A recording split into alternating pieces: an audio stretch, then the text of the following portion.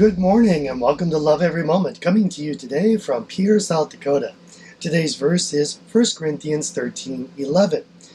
When I was a child, I used to speak like a child, think like a child, reason like a child, but when I became a man, I did away with childish things. Now, when we first see this, it looks as if it's dealing with maturity in Christ, that we have to grow up and get to the meat of the word instead of just the milk of the word. And there's verses that say that we have to mature in Christ and put away childish things. Yes, but context is everything. There are other verses in the Bible that says that we have to come to Christ like a child. So we have to make sure that the context is right. And let's look at this again. Remember, in verses 1 and 2, it says that if we speak with the tongues of men and of angels, and have the gift of prophecy, know all mysteries, have all faith, but don't have love, all of that, all of those gifts of the Spirit are nothing.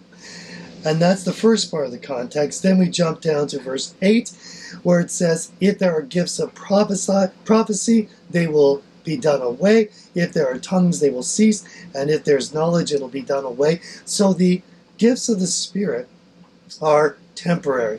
They're wonderful, but they're temporary. They're just to get us through this life on earth and give us a glimpse of heaven. But some Christians make the gifts of the Spirit the main thing and not love. Love is what's going to last even through heaven. These will not last into heaven. After all, we're not going to prophesy in heaven. We're not going to speak tongues in heaven. We're not going to heal in heaven. And there's no one to heal once we're in heaven. So the gifts of the Spirit are just temporary. They're just something in part. But what is going to stay permanent is the love. Then after that verse, we have last week's verse, and I have the link up here, that says, we know in part and we prophesy in part, but when the perfect comes, the part will be done away. Again, that context is that those gifts of the Spirit are just part of the understanding of Christianity, not the main thing. The main thing is love. Those things that are the part of the Christianity will be done away when we get to heaven. Now this verse, I say, continues the thought that it's just something in part, something for the temporary state, and eventually we're not going to need it anymore. So this whole thing about the child, I used to speak like a child and everything else, it's just saying this was a season of my life, but now I don't need those childish things anymore. Now, when I was a child, of course, I believed in Santa Claus as everybody else did. After all, it seemed very logical to me that he was real. We set out the cookies. We set out some lettuce for the reindeer. And in the morning, those were gone, and there were presents, just like they said. And most importantly, my parents said they were real, or that Santa was real, and the reindeer and everything else. So that's what I believed, and I came up with all these theories of how he got through our chimney and everything else. Now that I'm a man, don't tell anyone, but I've put away some of those childish beliefs, and let's just say I have different beliefs in regards to Santa Claus.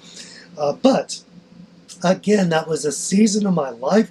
It was temporary, and now I don't have those same thoughts as a mature person. So, if you want to be a mature Christian, there's some that speak in tongues, and they kind of look down at the rest of us. I have the gift of tongues, and that makes me a more mature Christian. No. Not at all. First of all, that's braggadocious, and that's very unchristian. But second of all, no. This context says speaking in tongues is just temporary. It's wonderful, but it's just temporary. The real mature Christian is going to concentrate on love, because that's what's going to last the test of time. And our love for him will grow as we do that. And that's the best of all. So let's love every moment, because then we're going to love every moment. I'm your average wretch, and I hope you have a great week.